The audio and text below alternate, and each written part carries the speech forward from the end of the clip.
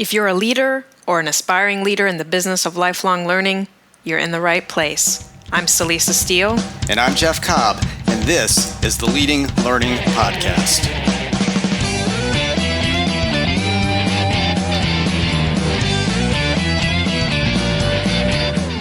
Hello there, and welcome to episode 218 of the Leading Learning Podcast.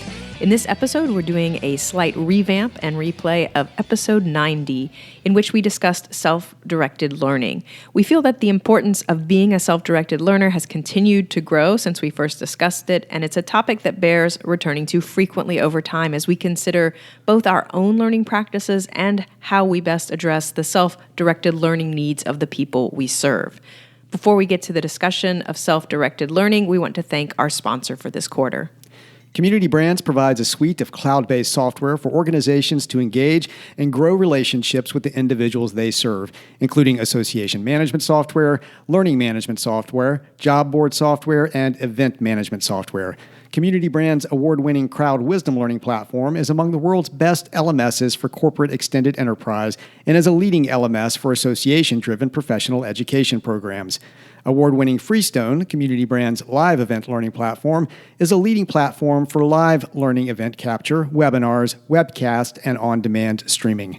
Find out more at leadinglearning.com/communitybrands. Now, turning back to self-directed learning, as we move through this episode, we discuss several characteristics of self-directed learners. As reflection questions, we encourage you to ask yourself, how well do these points describe me as a learner? How effectively am I cultivating these characteristics in those I teach, be those people children, members, employees, students, you name it? In addition to the reflection questions, we want to point you to 10 ways to be a better learner as a resource to accompany this episode. This is a very brief book I wrote a few years ago, really to consolidate my own learning about how to be an effective, successful, self-directed, and lifelong learner. As the title suggests, I identified 10 broad ways to go about doing that, and the book covers areas like your mindset for lifelong learning, drawing on, for example, work by Carol Dweck that we've discussed before here on the podcast. It also looks at very practical tactics like note-taking, how to do that better, and then even gets into areas like diet, exercise, and sleep, and how important those are for being an effective learner. So, 10 ways to be a better learner. If you would like to get a hold of that, all you have to do is go to leadinglearning.com/better-learner, and this will get you to a page where there's an option to download the book for free. So to start off our discussion of the self-directed learner, we thought we would turn to Malcolm Knowles, the father of andragogy. And this is a quote from him. It goes back 40 plus years. It's from 1975. But we'll just share this to set some context. So this is Malcolm Knowles. The why of self-directed learning is survival. Your own survival as an individual and also the survival of the human race. Clearly, we are not talking here about something that would be nice or desirable. We are talking about a basic human competence, the ability to learn on one's own, that has suddenly become a prerequisite for living in this new world. So again, 40 plus years old, but wow, still as relevant as ever. Yeah, it's amazing that was said in 1975, and you feel like it definitely could have been said yesterday. I mean, certainly the whole urgency around learning, as Knowles puts it, as a human competence has only grown stronger and stronger over the course of those past few decades, and of course is just going to continue to grow stronger. Now, about the same time that Malcolm Knowles wrote that or said that, I'm not actually sure if he wrote it or said it, but it now gets quoted in text. Obviously, there was a study going on that was conducted by Doctors Lucy and Paul Guglielmino, whose name I'm probably butchering, but nonetheless, they were some researchers who really wanted to look at what it means to be a highly self-directed learner. And so they ran a survey. This was in 1977, so just a couple years after our quote from Knowles, in which they wanted to try to identify the characteristics of really successful lifelong learners. And this ultimately led to the development of the self-directed learning readiness scale, and you can still find information about that scale out there if you search on self-directed learning readiness scale. But I'm going to read a paragraph that came, that was really part of the description for the survey that these researchers read. And we're going to take that kind of as the basis for our discussion in this episode. So what the description of the survey says is that a highly self-directed learner, based on the survey results, is one who exhibits initiative, independence, and persistence in learning, one who accepts responsibility for his or her own learning and views problems as challenges, not obstacles, one who is capable of self-discipline and has a high degree of curiosity, one who has a strong desire to learn or change and is self-confident, one who is able to use basic study skills, organize his or her time, and set an appropriate pace for learning, and to develop a plan for completing work, one who enjoys learning and has a tendency to be goal-oriented. So, lifelong learning and self-directed learning are not equivalent. We're going to just say that up front. But we definitely see a lot of overlap between self-directed learners and lifelong learners. And we think that the points that we're going to talk about over the course of the remainder of the podcast apply equally well to both self-directed learners and to lifelong learners. So what we're going to do is use that paragraph that you just read, Jeff, about the survey results and really kind of dig in a little bit to those. So the first piece of that we want to highlight is the fact that successful lifelong learners are comfortable with independence. So, this is about self-directed learners really being comfortable and self-reliant. Now, that said, that doesn't mean that they always act autonomously or independently. And in fact, I think we're seeing increasingly that they have to cultivate networks and learn from those networks effectively. But it's really about having that ability to be self-reliant and to be independent if needed. Yeah, and I love that that you're using the phrase self-reliant. There reminds me of Emerson, Thoreau. Definitely an age they came from that was very focused on self-directed learning as well, and it is a persistent theme throughout the ages. So independence, as you highlighted, as the first point, extremely important, and then along with that, the second point to highlight out of that paragraph is the idea that the self-directed learner, the lifelong learner, takes initiative. So, this person doesn't wait for someone else to say, hey, you must learn this, or hey, this is going to be on the test, you better study it, or, this is the curriculum, make sure you master it. Certainly like all of us, we all have to go through that type of learning, but the self-directed learner really says, I'm going to do this. I'm going to take initiative. I have identified what it is I want to learn, and I'm going to act on that. So they're independent, they're initiative, they take initiative. And then, a third point to take out of that paragraph from our perspective is that they are persistent. So, the successful self-directed learner, certainly the successful lifelong learner, since lifelong does indeed imply a long period of time, recognizes that learning takes time. It takes repetition, it takes practice and effort, but the successful self-directed learner is going to be willing to do that. That person is going to be persistent, and they're really going to stick to it over time. And so the fourth point we'll highlight is the idea that the successful self-directed learner accepts responsibility.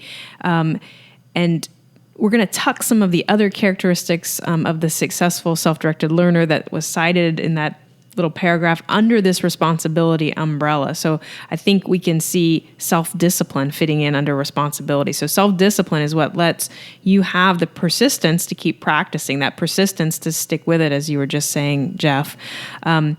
Self-confidence is another thing we can kind of tuck under this umbrella. Self-directed learners have a solid sense of self-efficacy, that they believe that they are capable of performing in a certain manner and can attain certain goals. Also, study skills are part of taking on responsibilities. You mentioned earlier taking notes, and we know that good note-taking can be an effective tool for learning. So really understanding that, applying it, that falls under this responsibility umbrella. Also time. I think we all struggle with how to get all the things done that we need to get done within our limited time. And so a successful self-directed learner knows how to figure out, okay, what time do I have for learning, and to manage that time effectively so that they can really achieve their goals. Related to that is the idea of an appropriate pace for learning. This is that learning is as much about process as the outcome. And so you can't just, say, I'm going to sit down and learn something today and just do it. You need to have a plan, the appropriate pace. It's that idea of the repetition, coming back to practice, setting all that appropriately. You also need a plan for completing work. And so this is, again, about making sure that you know why you're learning, and that if you have a goal in mind, you have a plan for completing it. And that idea of a goal is something else that was mentioned in that 1977 survey, because successful self-directed learners have a tendency to be goal-oriented. So this means that even whether or not they consciously set out with a stated goal, they're really kind of in it to solve some problem or to achieve a certain end, and that's what's driving the learning. Yeah, and I think the concept of responsibility wraps that all up very nicely. That's kind of the package that you have as a self-directed learner. You realize that there are a lot of opportunities out there. There are people who are going to create learning opportunities for you, but really to embrace those opportunities and to take full advantage of them and get everything that you can out of them. That is a level of personal responsibility, and like you said, it can be more or less conscious. I think probably the best self-directed learners are conscious to a significant degree that is, in fact, something that they want to do, that they want to learn, and that they are going to set goals, they are going to plan, they are going to manage their time. So, something for all of us probably to aspire to be better at, because I know I definitely struggle with, the time and pacing elements of that, certainly. And sometimes, the confidence and the discipline also that are all wrapped up under that umbrella of responsibility. So, another key point, I think this is kind of the fifth one that we're taking out of that paragraph, is this idea of the self-directed learner really viewing problems as challenges, not obstacles. And, for me, really, this is about having the right kind of mindset. And when we mentioned 10 ways to be a better learner earlier, I said, one of the concepts discussed there is mindset, and the mindset that you bring to lifelong learning, to self-directed learning. And the most successful self-directed learners are going to bring a growth mindset to their learning. And I'm drawing here on the distinction that Carol Dweck has made in her great book, Mindset, and in her research around the idea of there being a growth mindset, or some people having a growth mindset, which is the idea that they can grow and they can learn and they can change and can get better at whatever it is they're pursuing, versus people who have much more of a fixed mindset and feel like they're given a certain set of abilities, intelligence at birth. Basically, they're good at math or something like that, and maybe they're not good at other things, and they can't really change that so much. The self-directed learner really recognizes that growth is possible, and because of that, isn't really easily thwarted when things get tough. So again, they look at problems and see them as challenges, but challenges that are going to help them grow, not obstacles that are going to block them in their learning and their forward motion in life. Along with that, kind of sixth key point that we'll take out of that paragraph is that self-directed learners have a high degree of curiosity. And, curiosity underlies motivation in many instances, and motivation is so important to learning. Curiosity fuels sort of the questioning that lifelong learners are going to do. Successful self-directed learners and lifelong learners, really, they're going to have a high propensity for asking questions, for asking why a lot, not just what and how, and they want to know what makes whatever they're interested in go and tick, and they're going to dig into it, and that's going to be part of what gives them that initiative to learn that we talked about earlier. And I think they might not even be satisfied with asking why once, right? There's That's the, right. The That's idea right. of asking why again, even once you get a response, you question that response, and so you dig deeper and deeper. The seventh point that we'll pull out is that the successful self-directed learner has a strong desire to learn or change. And so really this gets at the fact that self-directed learners are intrinsically motivated. So we have a will to learn. We see learning as a positive path forward. It's something that, if you said you can't learn anymore, that would feel like a death sentence as much as anything. And so there's just this innate, intrinsic desire to learn or change that drives the most successful self-directed learners. And then the eighth point final point that we'll pull out is just the idea that successful self-directed learners enjoy learning. And so, to sum this all up, successful self-directed learners, they simply like to learn. And it feels like sort of an obvious statement, but I think that sort of inherent joy, that implicit joy, is so key to what really motivates and keeps successful self-directed learners going. And so, to kind of go back to where we started and, why to even talk about this, as you were saying, Celisa, this is coming out, original broadcast is going to be on July the 4th in the United States, which is Independence Day. And it seemed like a good day to celebrate self-directed learning, since it does tend to be, very personally and independently driven. And we've seen this age where so much more is possible for the independent self-directed learner who wants to be able to go out and find resources on the web, has access to just so much. I mean, the opening up of access to learning opportunities has just been tremendous, and there is on a certain level kind of a mandate almost for people who want to thrive both on a personal and a professional level to embrace lifelong learning. So that's sort of a stick side of it, I guess, but the carrot side of it is that if you do love learning, if you do want to learn and want to grow, boy, I mean, there have just never been opportunities like this before. So, it seemed like a good time to look at this topic. Of course, as you said at the beginning, we're both avid lifelong learners and self-directed learners ourselves. So stepping back and,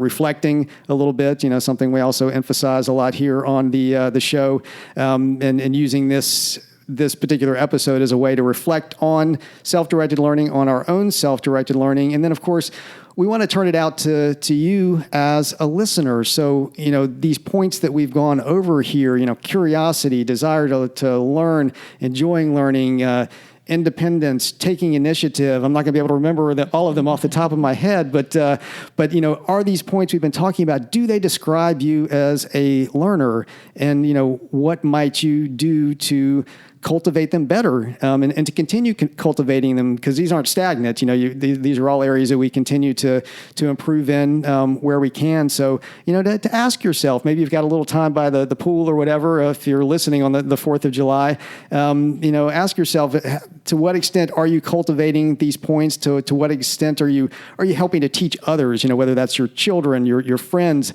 if you represent an organization in the business of lifelong learning, which of course most of our listeners do.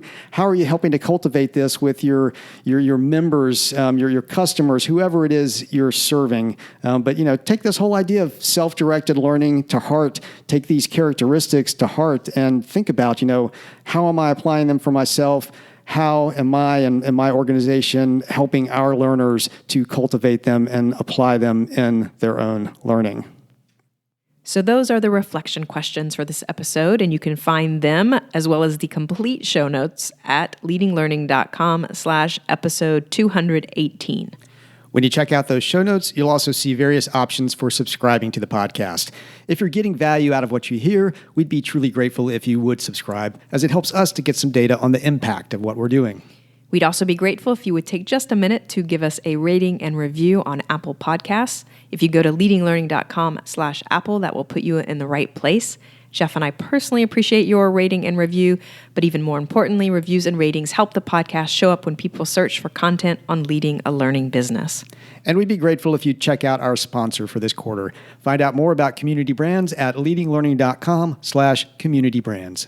Finally, consider following us and sharing the good word about leading learning. You can find us on Twitter by going to leadinglearning.com/Twitter, on Facebook at leadinglearning.com/Facebook, and on LinkedIn at leadinglearning.com/LinkedIn. We also encourage you to use the hashtag leadinglearning on each of those channels. Wherever and however you do it, please do follow and help spread the word about leading learning. Thanks again, and we'll see you next time on the Leading Learning Podcast.